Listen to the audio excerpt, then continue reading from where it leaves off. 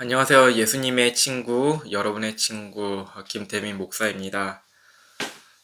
지금 이제 벚꽃으로 주변이 되게 분홍분홍하고 있는 것 같아요. 그래서 많은 분들이 야외에서 사진을 찍고 즐거운 가족들과 연인들과 좋은 시간들을 보내는 것 같습니다.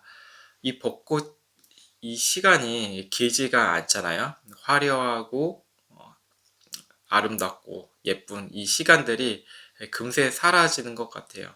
우리가 또 이 벚꽃과 더불어서 국회의원 선거도 하잖아요. 자신이 뽑은 사람이 빛이 될 것 같다는 생각을 이렇게 하곤 하죠. 하지만 정치 역사적으로 보면 우리 진짜 빛이 되었던 그런 국회의원은 많지 않은 것 같아요. 정치도 그러고요. 독일을 생각해보면 히틀러라는 그 사람은 독일 사람들에게 한 줄기의 뭐 빛이 되어주고 그 시대를 극복해준 사람이었지만 또 시간이 흐르다 보니까 오히려 사죄해야 할 그런 히틀러가 그리고 국민들이 되고 말았죠. 그러니까 우리 인생에서는 완전한 정치인은 없다고 보시면 됩니다. 우리가 뭐 지지를 해야겠지만 우리의 빛 대신 분은 한 분밖에 없죠. 우리의 정치적 완전한 지도자 예수님밖에 없으면 우리가 이 고백과 믿음으로 이 시대를 살아갔으면 좋겠습니다. 제가 초등학교 6학년 2학기 때였어요. 곤지암이라는 동네에 이사 왔는데 곤지암이 지금도 시골이긴 하지만 그때는 완전 깡 시골이었습니다. 버스도 별로 없고 주변에 많은 사람들도 다니지 않고 도로도 별로였어요. 제가 이제 살았던 곳은 이제 어, 정말 시골 중에 시골, 즉 공장이 있는 곳인데 그곳에 이제 컨테이너에서 이렇게 살았는데 그곳에 이제 학교에서 집으로 갈 때 가로등이 없어가지고 이렇게 후레쉬 빛을 의지해서 그 저녁거리를 가야 했어요. 걸어가면 그 동물 울음소리도 많이 나고 그리고 가다 보면 또 묘지가 있었어요. 근데 가면서 이제 초등학교 6학년 13살 때 다양한 이제 생각들을 하면서 걸었던 것 같아요. 만약에 제게 후레쉬가 없었으면 정말 가는 길이 참 힘들었지 않았을까요? 정신없고 빛이 없으면 이제 어디로 빠질지도 모르잖아요. 그렇게 길을 갔겠죠. 그러니까 인생은 이렇게 다양하게 말하지만 어둠이라고 이렇게 말할 수가 있어요. 왜 어둠이냐면 모든 사람들이 빛이 없으니 방황을 한다는 것이에요. 방황은 갈 길이 어딘지 모른다는 것이죠.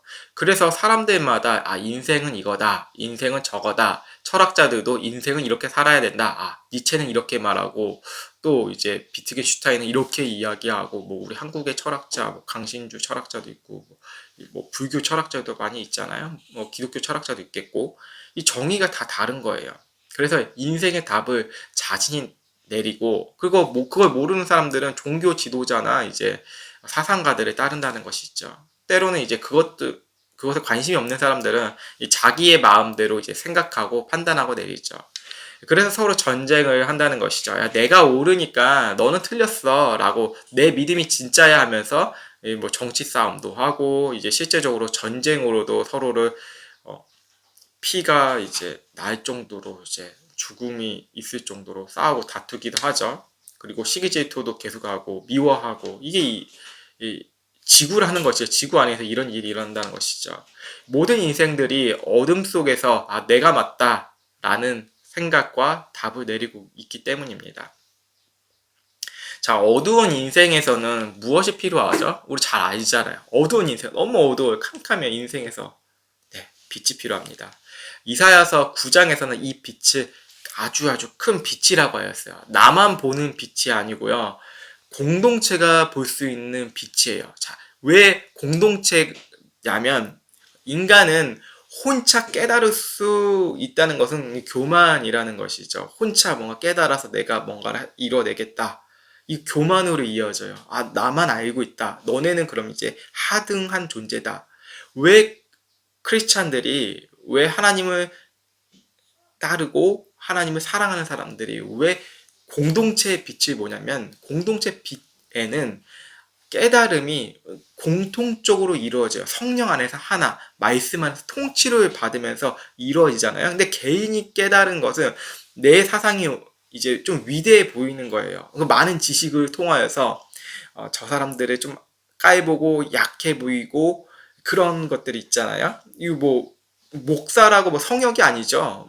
똑같아요. 목사들도 내가 이 정도의 지식과 신학을 알고 있다. 나보다 못한 목사들은 하등해 보인다. 내가 이 정치만이 옳다. 이 정치적 신념만이 옳다. 라고 또 깔보기도 하고 이런 것이 아니죠.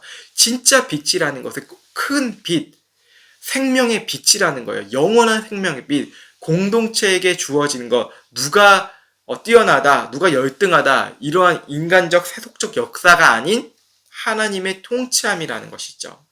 유다 공동체가 하나님보다 이제 자신의 육체 감각을 의지하기 시작을 했어요. 빛을 떠나 어둠을 살아가는 것이죠. 그래서 스불론이나 납달리 민족이 이렇게 막 치는 거예요. 일본 애니메이션 센가 치히로 그 애니메이션이 있어요. 만화 영화죠. 치히로라는 이 주인공이 부모님과 함께 자동차를 타고 이제 어디론가 떠났어요. 아버지가 차를 운전 이제 거칠게 하면서 어느 한 터널에 도착을 딱 했어요. 치히로는 이 터널에 들어가지 말자 하고 했는데 부모님이 그 어두운 터널에 이제 가시는 거예요. 이 어두운 터널을 지나가고 거리가 있어요. 상점 거리가 있는데 그곳에서는 아무도 없었어요. 그런데 한 상점에 음식점이 있었는데 그 음식점에 아주 맛있는 진수성찬이 차려져 있던 것이죠. 누가 차려놓은 거예요. 부모님은 이제 배고프니까 우리가 돈도 있고 카드도 있겠다. 우리 그냥 주인도 없으니까 막 먹자 이렇게 했어요. 근데 치히로는 먹질 않았어요. 우리 것도 아니고 설령 주인이 있다고 해도 지금 당장 주인이 없잖아요. 그래서 먹지 않았던 것이죠. 이제 치히로는 부모님이 먹고 있는 그 시간 동안 주변을 둘러보기 시작했어요. 근데 주변을 둘러보다가 다시 딱 왔을 때 부모님이 돼지로 변해 있었다는 것이죠. 어두운 저녁이 되고 상점가가 화려한 이 조명 빛으로 이렇게 켜져 있어요. 치히로의 부모님은 돼지가 되어서 어두운 그림자에 의해서 끌려가고 있다는 것이죠. 이 일본 애니메이션을 우리가 보면서 생각할 것이 있는데 빛이 없다는 것은 돼지와 같이 탐심을 들이킨다는 것이죠. 이 성경에서도 돼지에 대해서 부정하다고 이야기하고 있잖아요. 아무리 채워도 배부르지가 않아요. 배부르지 않는다는 것은 인생에 있어서 너무나 큰 고통이에요. 세상이 고통이 있는 것은 배부름이 전혀 없다는 것이죠. 만족하지 못하는 고통에 빠져 있다는 것이에요. 우리의 만족은 하나님의 통치 아래에 있어요. 이게 진짜 만족이에요. 이게 생명이라는 것이죠. 다시 말씀드리면 빛이신 하나님의 일하심으로 인하여서 우리는 배부를 수 있다는 것이죠. 인간 요리사가, 인간 셰프가 아무리 산의 진미의 요리를 갖다 바쳐도 사람은 또 돌이키면 허기져요. 하지만 하나님의 일하심으로 인해서 우리가 진정한 만족감을 느끼고 맛볼 수 있다는 것이죠. 우리 이사야서 본문 1절을 보시면 갈릴리를 영화롭게 하셨다라고 기록되어 있어요. 갈릴리가 어느 곳이죠?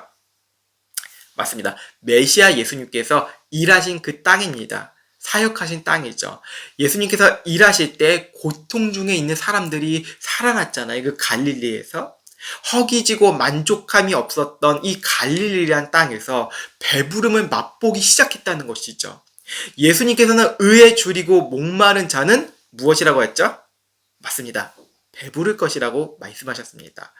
의는 빛이에요. 빛. 하나님의 일하심으로 배부른다는 것입니다. 어둠 속을 걷던 유다 공동체가 큰 빛을 보았어요. 죽음의 그림자 속에서 자기의 배부름을 위해서 또 살았던 그들이 하나님의 일하심, 그들이 이방 민족의 그 사상과 문화를 따라갔어도 큰 빛이 그들에게 비춰졌다는 것이죠.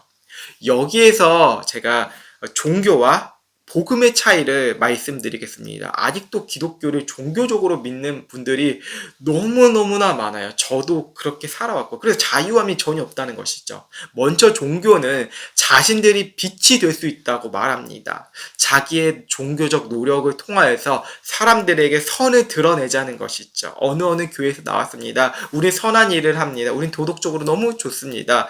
너무 세련된 말을 하고 착한 말을 해요. 너무 좋은 말처럼 또 보이죠.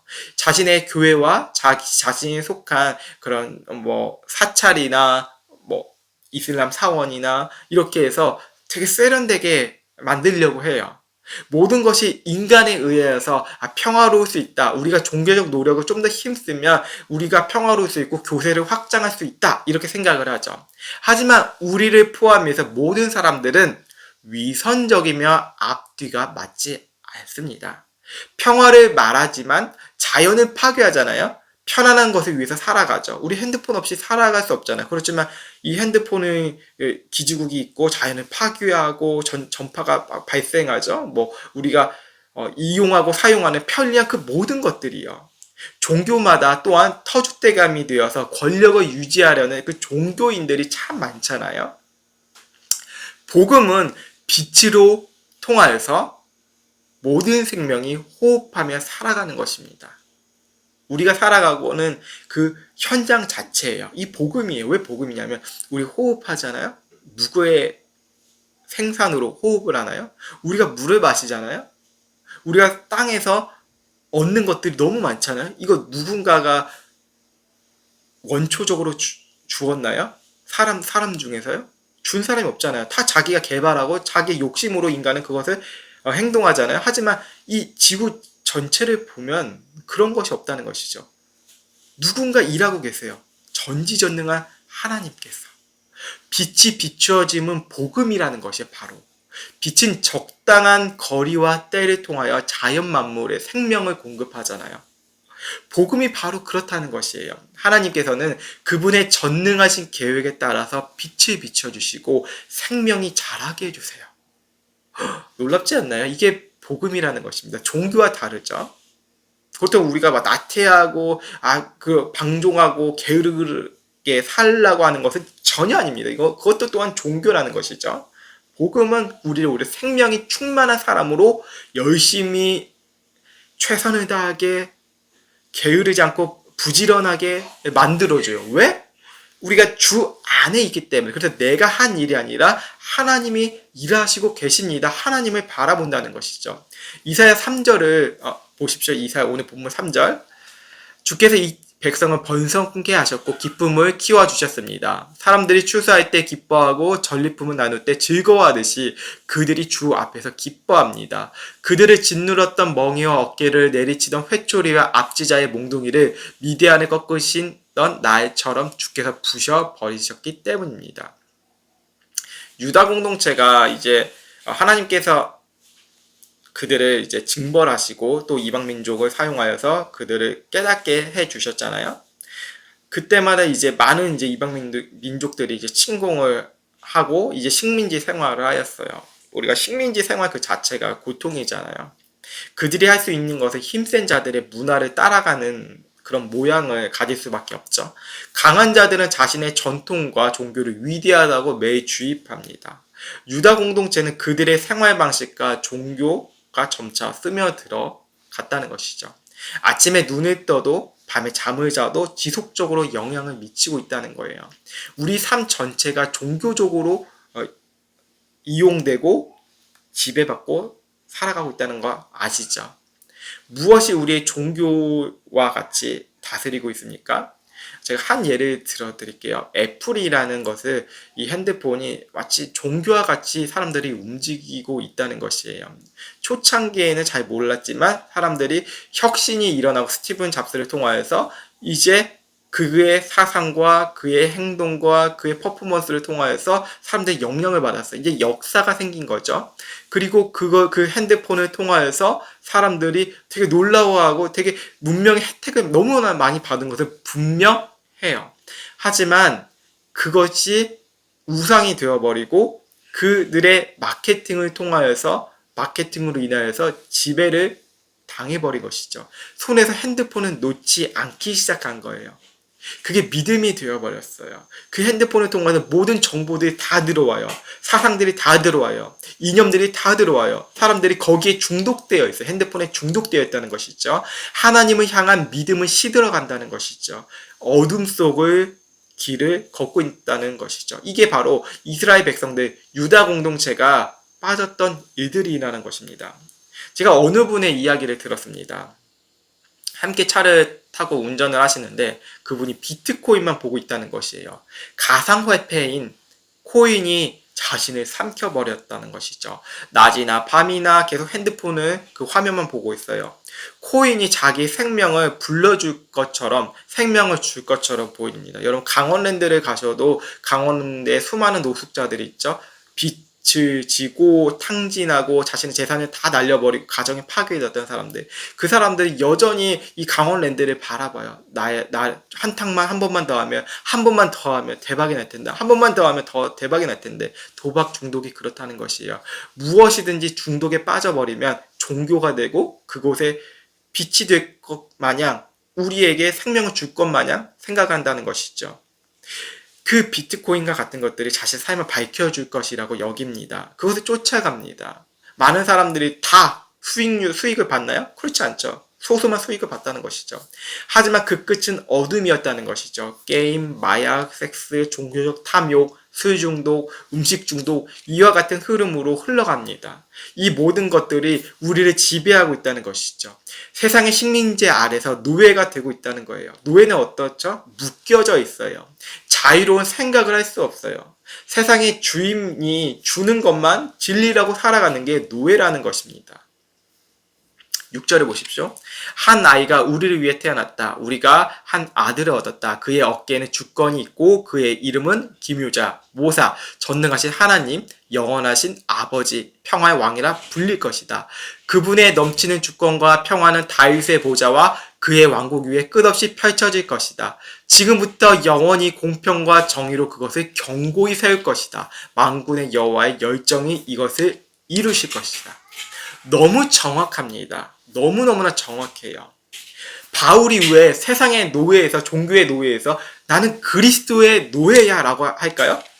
하나님께서 주시는 것만이 진리라는 것을, 그 빛이 진리라는 것을 다메섹 도상에서 빛을 통하여서, 눈이 멀어버렸죠? 주님의 빛을 통하여서 그 빛이 쏴야지니까 빛만을 따라간 거예요. 나는 그래서 그리스도의 노예가 됐다. 세상의 노예가 아니다라는 것이죠. 하나님의 열심 그리고 하나님의 열정이 이 모든 것을 이룰 것이라는 것이죠. 기묘자, 모사, 전능하신 하나님, 영원하신 아버지, 평화의 왕. 인간의 공로가 0.0000001%도 들어가지 않습니다. 인간의 힘과 노력이 들어가야 뿌듯한데 그것조차 없어요. 우리는 뭐 교회에서 뭔가를 좀 했다고, 이것 좀 했어요. 내가 교회에서 우리가 카페를 열었고요, 쉼터를 열었어요, 좀 뭔가를 했어요, 우리가 무엇을 했어요, 선행을 많이 베풀었어요, 이렇게 자랑을 하잖아요. 하지만 하나님의 열심 안에 들어간다면 오호라 나는 공고한 자로다, 내가 한 것이 전혀 없습니다, 이 고백을 받게 해지죠. 왜 그럴까요? 내가 그리스도의 노예가 됐기 때문에, 이게 빛이 진리랐기 때문에.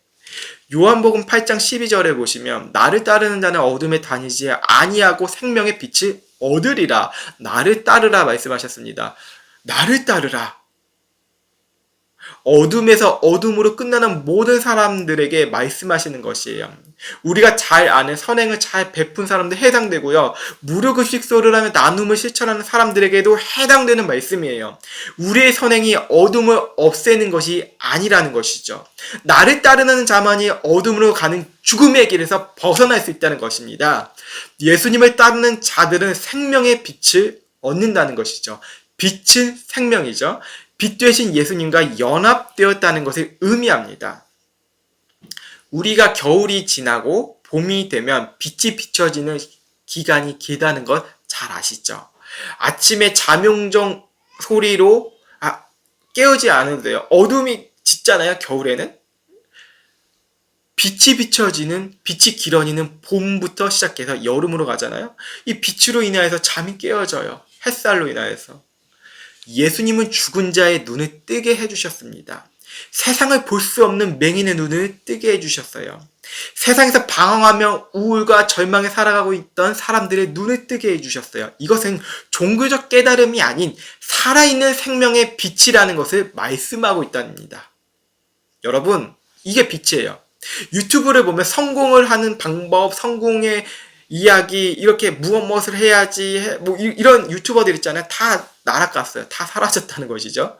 많이 없어졌어요. 제가 예전에 이런 류의 또 유튜버를 좀 봤는데 기업이 되어 있더라고요. 근데 다 책 팔고 거짓말하고 나중에 들통나더라고요. 모든 그런 유튜버가 그런 게 아니고 빛과 같은 빛처럼 보이는 그런 사람들이 다 실체가 드러나면 사라진다는 거죠. 인생의 무대에서.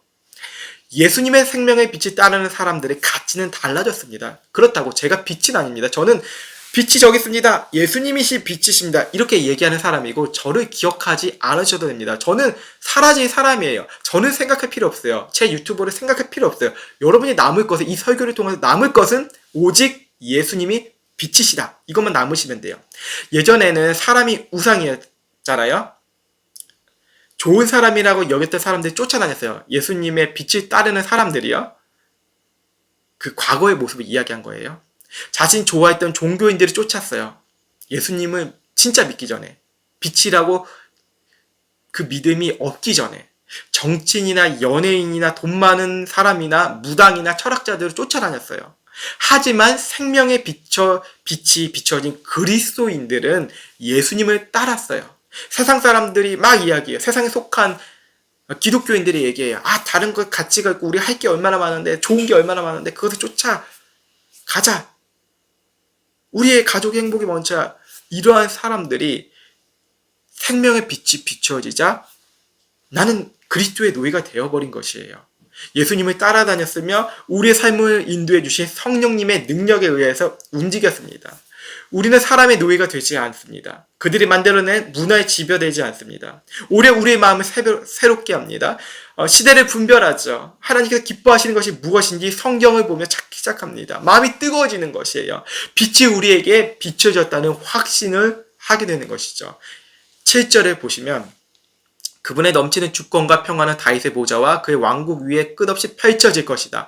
지금부터 영원히 공평과 정의로 그것을 견고히 세우실 것이다. 누가요? 하나님의 열심으로. 만군의 여호와 열정이 이것을 이루실 것이다.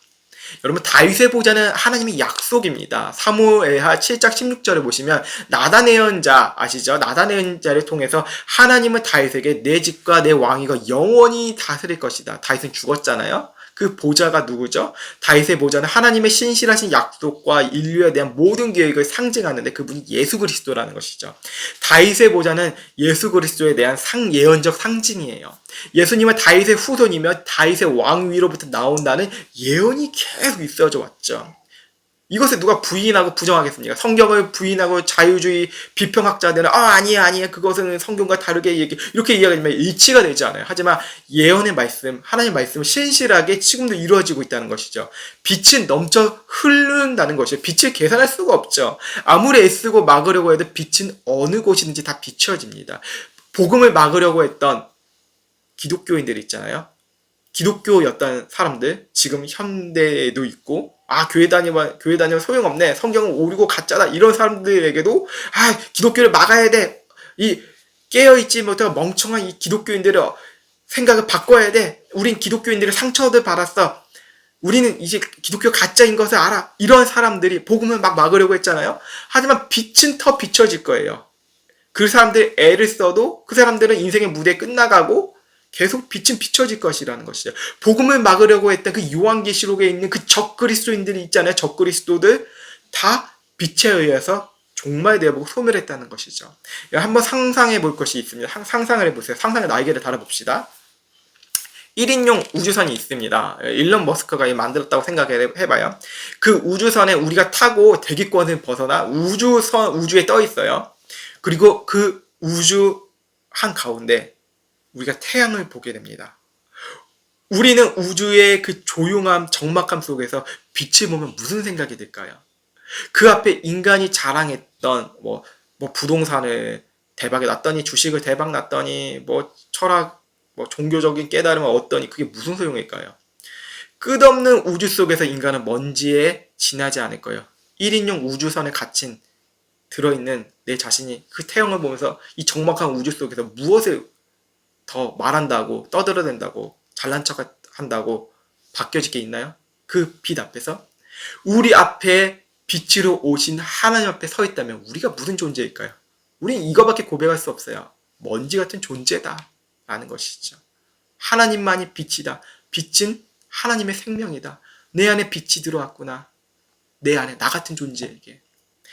지금 예전에 소천하신 김중곤 목사가 작곡한 그리스도의 계절이 있습니다. 그분 CCC 총재였죠.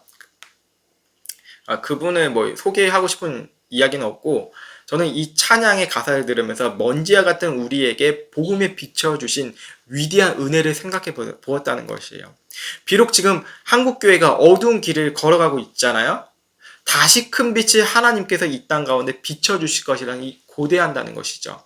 제가 왜 설교를 하냐면, 왜 설교를 이렇게 올리고 이렇게 너 뭐를 해야 되지 않냐, 뭐 교회를 더 크게 개척해서 뭔가를 해야 되지 않냐, 뭐 부교육자리 들어가서 줄 잘 서서 목사님 잘 보여서 이렇게 해야 되냐, 뭐 이런 이야기를 많이들 했어요. 뭐 그 영양가 없는 이야기들을. 왜 이렇게 설교를 하고 이렇게 사람들이 듣기를 원할까요? 왜? 사람들의 마음을 뜨겁게 하는 것은 제가 이렇게 뭐 대단한 설교를 해서 그런 게 아니라 하나님께서 저를 통하여서, 이 전파를 통하여서 시들었고 상하고 꺾여있던 사람들을 다시 하나님께서 생명의 빛으로 일으켜 주실 것을 확신하기 때문에, 하나님의 말씀이 생명이기 때문에 하나님 말씀을 전하는 거예요. 그리고 그 사람들이 복음의 빛을 드러나게 될 것이기 때문에. 왜? 누구를 통해서? 하나님의 일하심을 통하여서. 저는 이 땅 가운데 이 김중곤 목사가 가사를 썼던, 작사했던 이 찬양의 가사를 나누고 이 설교를 좀 정리하려고 합니다. 자, 여러분 잘 아실 거예요. 민족의 가슴마다 피 묻은 그리스도를 심어 이 땅에 푸르고 푸른 그리스도의 계절이 오게 하소서. 오게 하소서. 이 땅에 하나님의 나라가 이루어지게 하옵소서. 모든 사람의 마음과 교회와 가정에도 하나님 나라가 임하게 하여 주소서.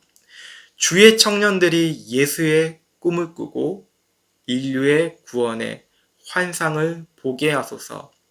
한 손엔 복음 들고 한 손엔 사랑을 들고 온 땅 구석구석 누비는 나라 되게 하소서. 이 땅 구석구석에서 예수를 주로 고백하게 하소서. 하늘의 뜻 이 땅에 이루어 주소서. 주의 나라 되게 하소서. 하나님의 나라는 빛이 너무너무나 충만한 나라라고 요한계시록에 기록되어 있습니다. 우리가 죽음을 두려워하지 않고 죽음이 일상처럼 되어버린 것은 나는 매일 죽고 그리스도와 살고 그 빛 대신 하나님의 나라가 우리 마음 가운데 충만하기 때문입니다. 그래서 뭐 우리가 미니멀리스트가 되는 것이 아니라 하나님을 향한 미니멀리스트가 된다는 것이죠. 이 땅 것에 다 배설물로 여길 수밖에 없다는 것이죠. 왜? 하나님의 빛이 우리를 이끌기 때문에. 그 빛 대신 주님이 이사야 말씀을 통하여서 공동체에게, 유다 공동체에 비춰주었듯이 그 큰 빛인 예수 그리스도가 우리의 삶을 비춰주실 것이고, 이 말씀을 들은, 이 이사야 말씀을 듣고 또한 저의 부족한 설교를 들은 모든 분들에게 이 빛의 은혜가 있어지길 너무너무 갈망하며 제가 부족하지만 축복하며 여러분이 더 성령님 안에서 나아가기를 정말 기대하며 고대합니다. 기도하겠습니다. 하나님, 우리의 빛 대신 주님, 우리가 우리 스스로 빛을 만들려고 하였고 인생의 여정을 세상의 문화 속에서 유치원은 영어 유치원 다녀야 되고 초등학교에는 학군 좋은 데로 가야 되고 중학교, 고등학교에는 좀 강남과 가깝고 분당에서 가깝고 학군 좋은 곳으로 부동산과 연결되는 그런 가치를 품고, 또 대학교는 좋은 대학교, 그리고 가지 못하면 정말 형편없는 사람, 이런 사고방식, 결혼도 좋은 사람에 하게 되고, 이런 인생의 반복되는 굴레 속에서 자기들이 빛을 만들려고 하고 자기 큰 빛이 되어버리겠지만 결국에는 절망과 한숨과 두려움 가운데 행복한 척하면서 불안에 떨면서 한편의 마음속에서 언제 무너질지 모르고 지켜내려고 하는 이런 인생 속에서 살았습니다. 하나님, 우리가 하나님의 빛을 맛봄으로, 선하신 맛봄으로 우리가 이런 인생이 아닌 하나님의 말씀으로 이끌림을 받고 우리의 자랑은 오직 예수 그리스도인임을 고백합니다. 이 시간 속에서 하나님의 은혜와 축복이 넘치고 빛으로 증인으로 살아가는 빛의 자녀들 될 수 있도록 주님 늘 우리를 힘을 더하여 주시옵소서. 감사하며 살아계신 예수 그리스도의 이름으로 기도드립니다. 아멘.